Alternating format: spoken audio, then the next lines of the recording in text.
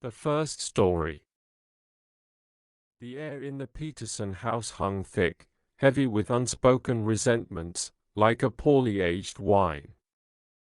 Liam, perpetually hunched over paperwork even at the dinner table, barely registered the strained smiles exchanged between his wife, Clara, and his brother, Ethan.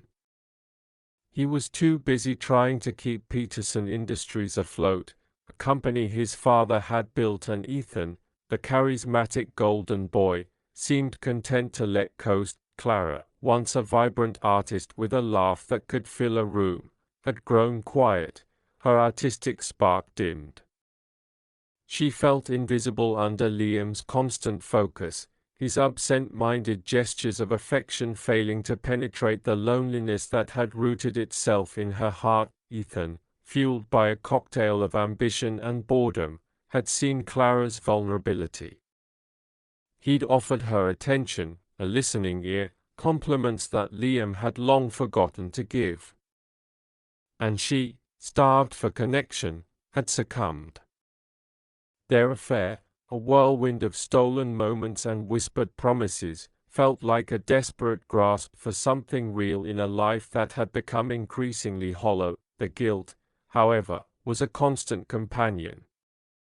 Clara found herself increasingly repulsed by her own reflection, the shame etching deeper lines around her eyes than time ever could point. One particularly brutal evening, after Liam had spent hours on the phone with creditors, Clara tried to confess.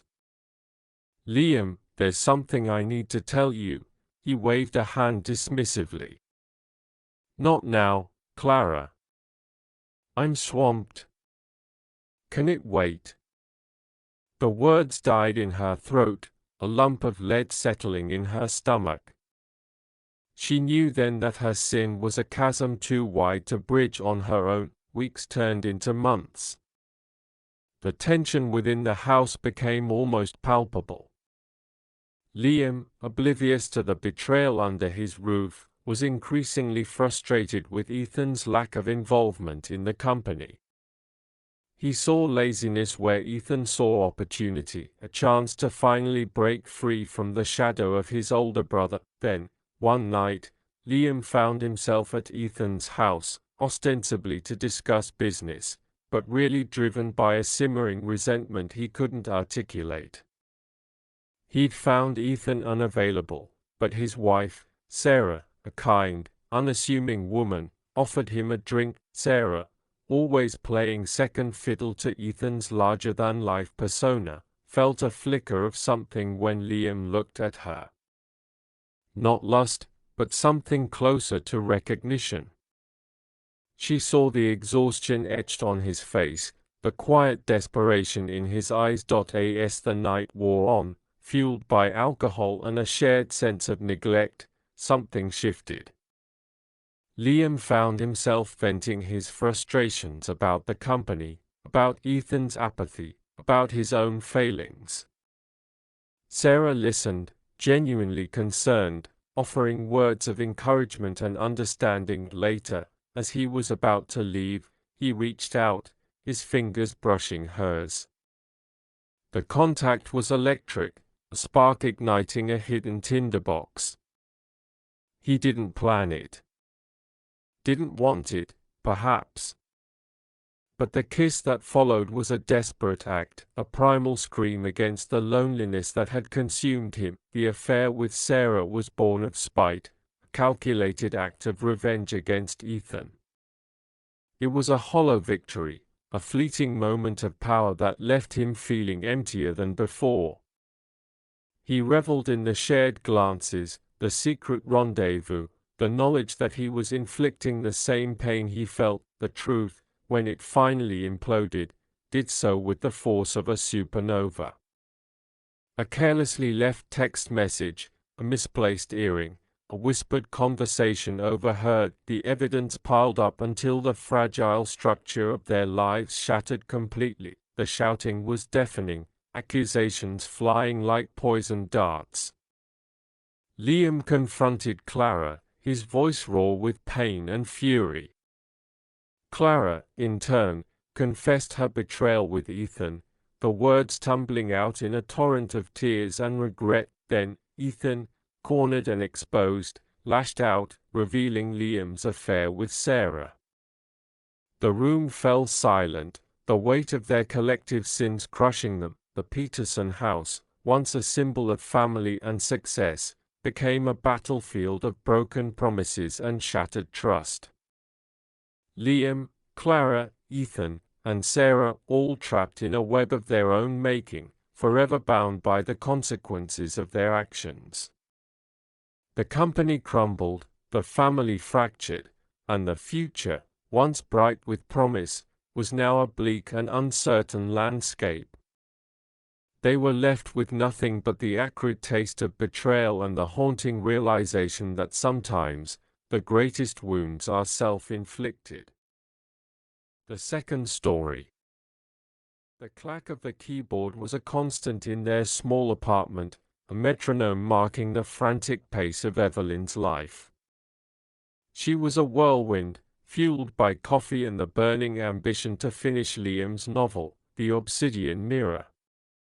He was a talented writer, everyone said so, but lacked the discipline, the sheer grit required to wrestle a story to the ground. That's where Evelyn came in. She was a natural editor, a word whisperer who could coax hidden gems from rough drafts. For months, she'd practically lived inside Liam's head, untangling plot threads, sharpening dialogue, and polishing prose. Liam, in turn, basked in the glow of her dedication, showering her with praise and declarations of undying love. He'd claimed her insight was the magic ingredient, the secret sauce that would finally make him a success. While Evelyn poured her heart and soul into The Obsidian Mirror, Liam found himself adrift, a ship without a sail.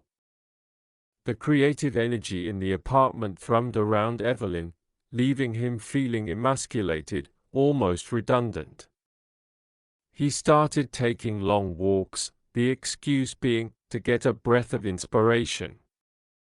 It was on one of these walks that he met Clara. Clara was a barista at the local coffee shop, with eyes that sparkled like the foam on a cappuccino and a laugh that tinkled like wind chimes. She was everything Evelyn wasn't in that moment, carefree, light, and unburdened by the weight of a fictional world. She listened to Liam's frustrations with a sympathetic ear, validated his anxieties, and made him feel, simply, like a man again. Their conversations stretched longer each day, morphing from casual chats about books and coffee into whispered confessions and stolen glances. He told her about the pressure, the guilt he felt watching Evelyn sacrifice everything for him. He didn't tell her about the sacrifices he wasn't making. The inevitable happened. Their shared vulnerabilities, the unspoken desire, finally broke free. One rainy afternoon, in the back of Clara's car, parked overlooking the city, Liam crossed the line. The act itself was brief, almost clumsy, a desperate grab for something he felt he was losing. Afterwards, a wave of nausea washed over him, a sickening blend of guilt and a fleeting, perverse satisfaction. He returned home to the familiar rhythm of Evelyn's typing. She didn't look up, her brow furrowed in concentration. He knew she was wrestling with the climax, the crucial scene that would make or break the book. How could he betray her like this, especially as she was bringing his dreams to life? The guilt gnawed at him, a constant, insidious ache. He tried to bury it under more praise, more compliments on her brilliant work. He even started bringing her flowers, a gesture he'd abandoned long ago. But the flowers felt like a hollow offering, stained with the shame of his infidelity. Finally, the manuscript was finished. Evelyn, exhausted but triumphant, presented it to him with a flourish. "It's done, Liam," she said, her eyes shining. "It's perfect." He held the manuscript in his hands, the weight of the pages feeling heavier than he could bear. It's amazing, Evelyn," he choked out, the lie tasting like poison in his mouth. The book was a sensation. Critics raved, readers devoured it, and Liam became the literary darling he'd always dreamed of being.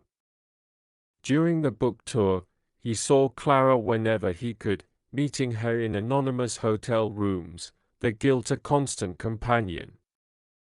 Each stolen moment felt like a betrayal to Evelyn, but he couldn't seem to stop himself. One evening, after a particularly successful book signing, Liam returned to their hotel room to find Evelyn reading a review that mentioned her contributions to the novel. She looked up at him, her eyes searching. "They are starting to suspect, Liam," she said, her voice barely a whisper. "People are asking who really wrote this book." He panicked. The lie was unraveling, threatening to expose everything. He was about to deny it, to plead with her, but she stopped him with a raised hand. "I know, Liam," she said, her voice flat. "I know you cheated. Not just on this book, but on me." He was speechless. He opened his mouth to deny it, but the words caught in his throat. "Clara told me," Evelyn continued, her voice cracking. "She said you confessed everything. She said you told her I was stifling you." The air in the room thickened, heavy with unspoken accusations and shattered trust. Liam's success, the accolades, the fame, suddenly felt like ash in his mouth. Evelyn picked up the manuscript of The Obsidian Mirror and tore it in half.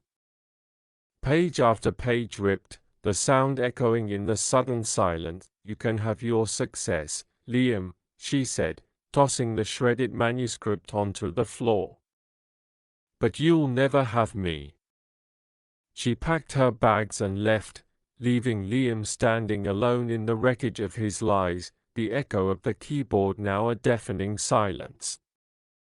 He had achieved his dream, but in doing so, he had lost the only thing that truly mattered, the woman who had believed in him, even when he didn't believe in himself.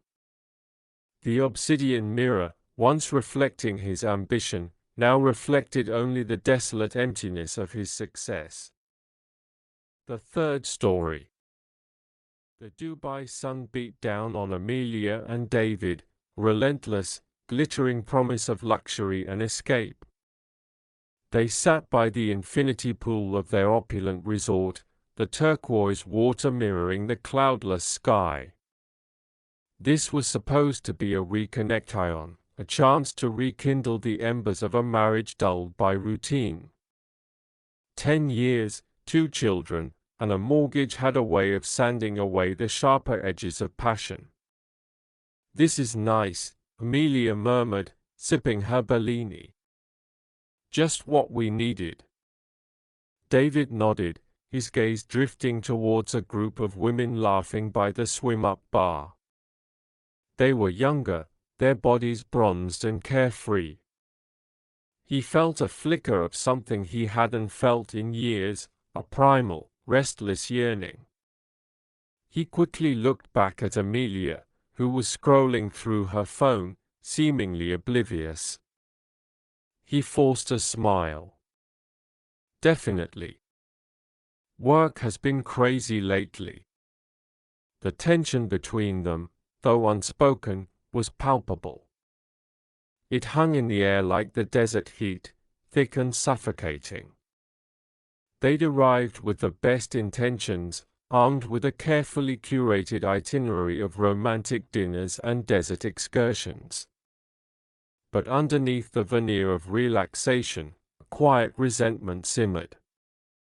Amelia felt unseen, unheard, a glorified housekeeper in her husband's life. David felt suffocated by expectations, yearning for the thrill of the unknown. That evening, they attended a lavish Arabian Nights-themed dinner.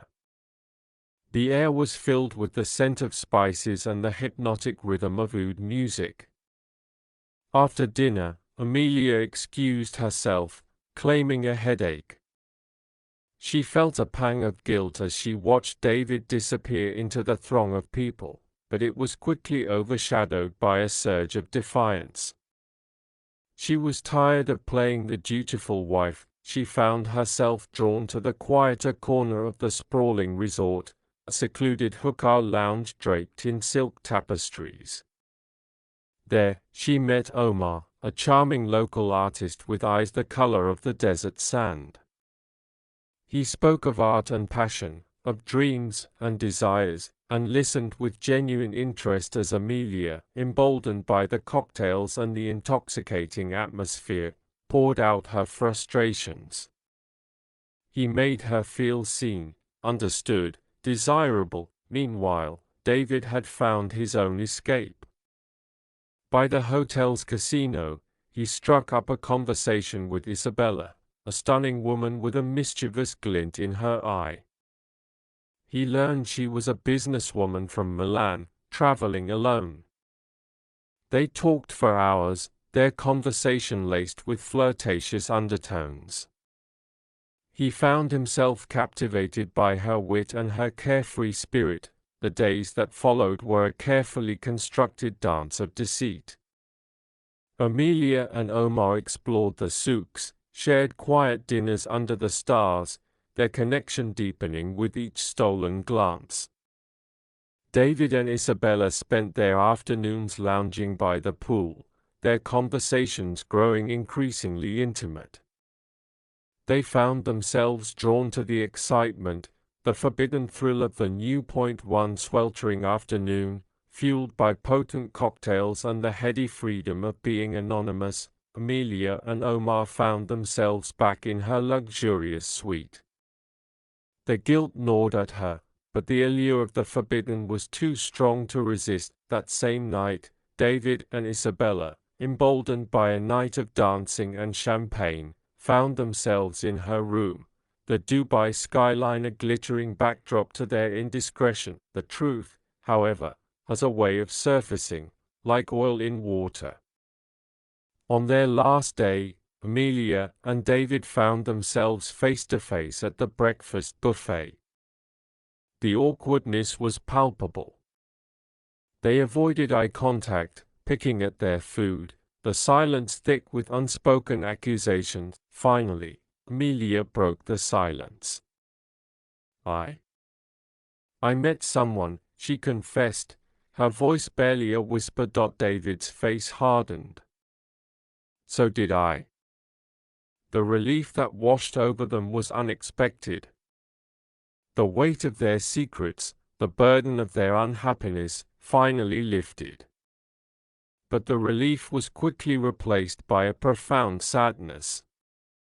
They had come to Dubai to save their marriage, but instead, they had inadvertently destroyed it. They sat there, surrounded by the opulence of the resort. They realized that their infidelity wasn't the cause of their problems, but a symptom.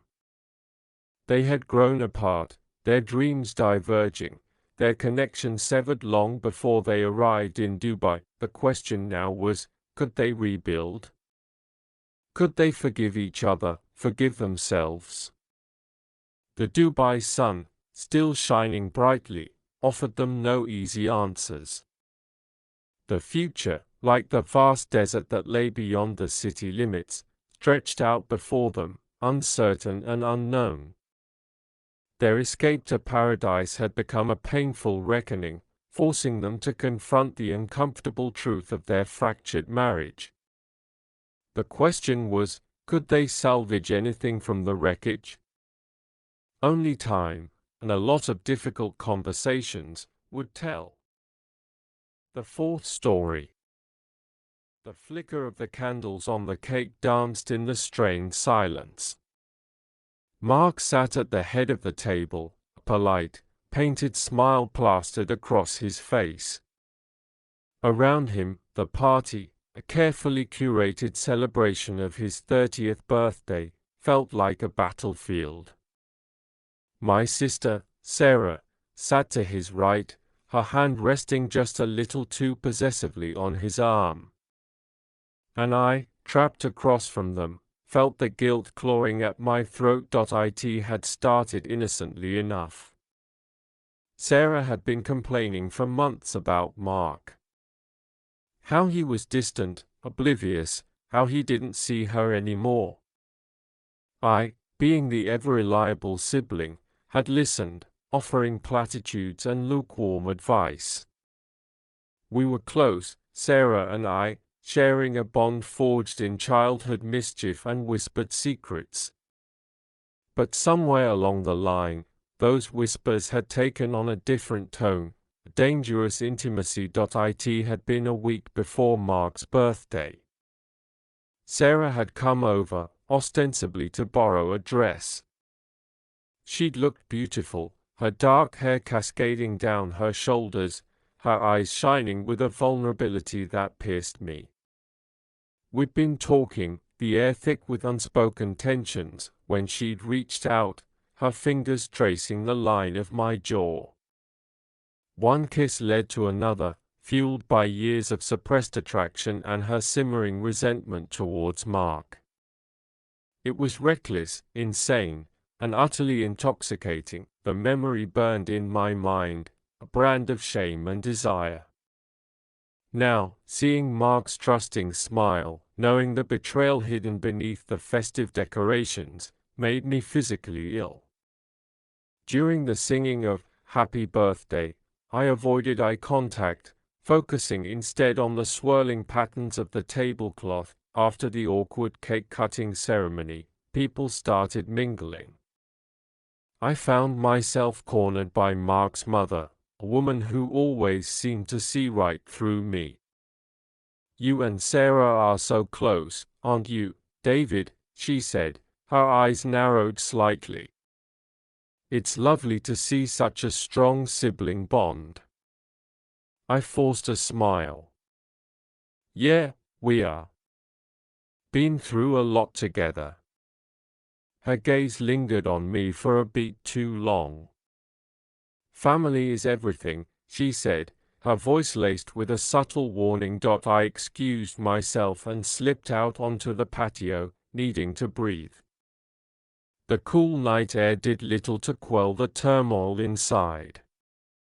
I watched Sarah, her laughter ringing out as she showed Mark's friends' pictures on her phone. She looked radiant, happy.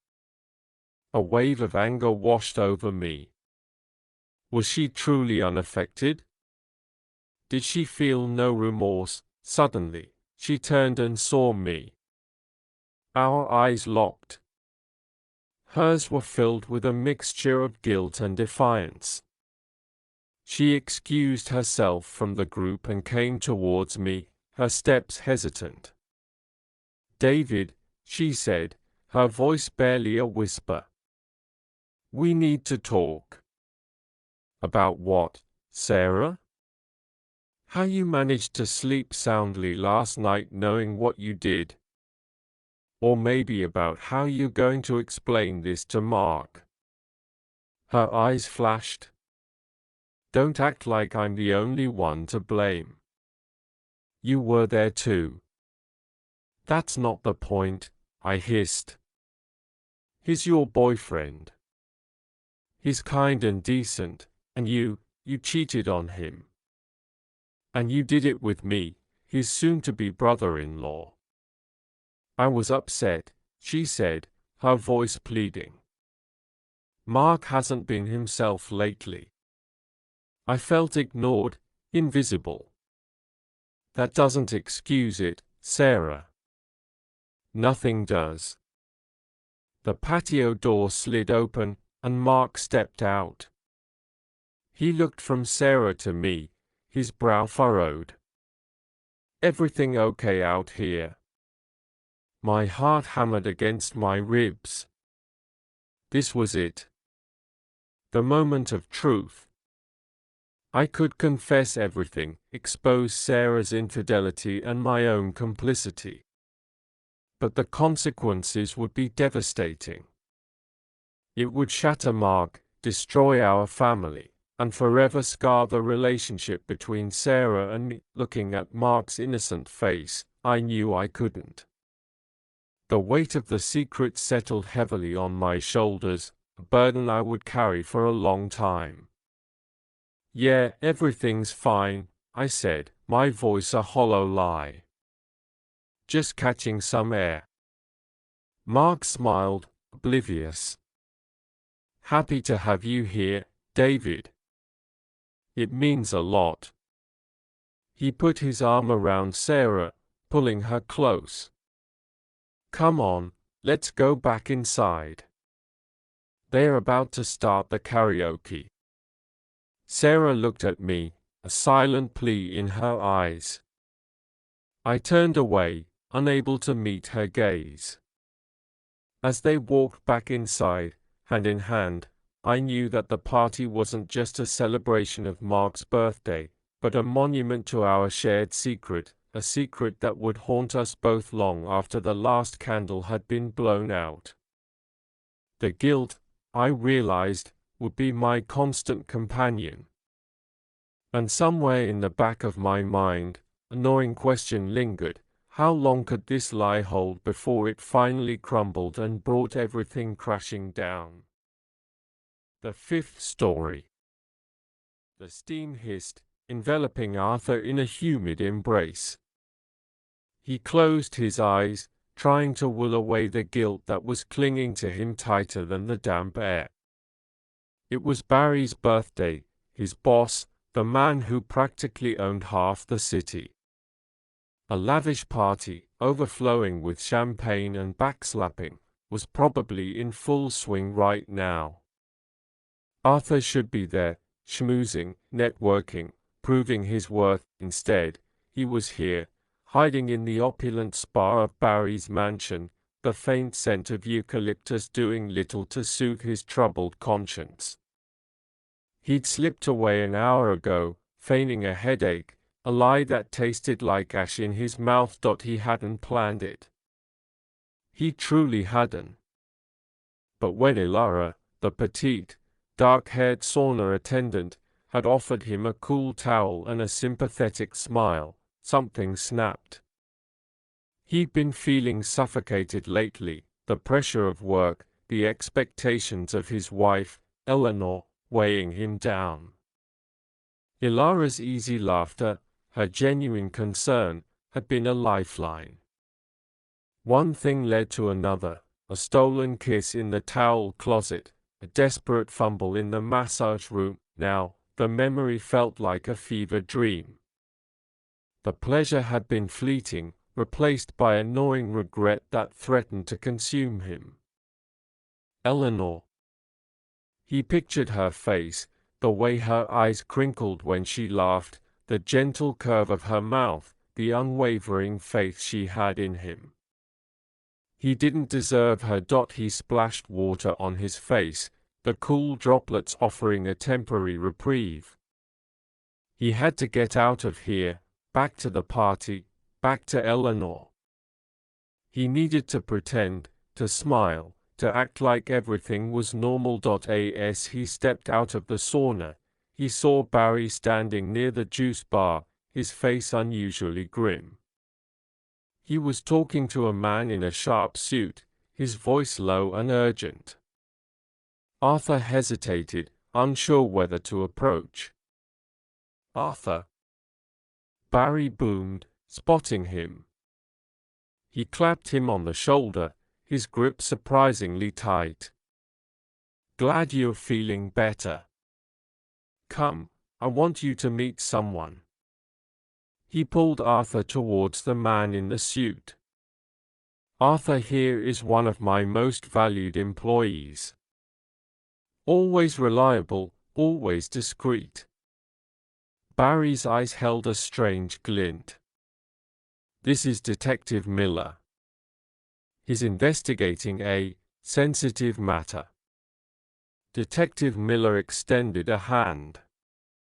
Mr. Thompson, I understand you excused yourself from the party earlier due to a headache.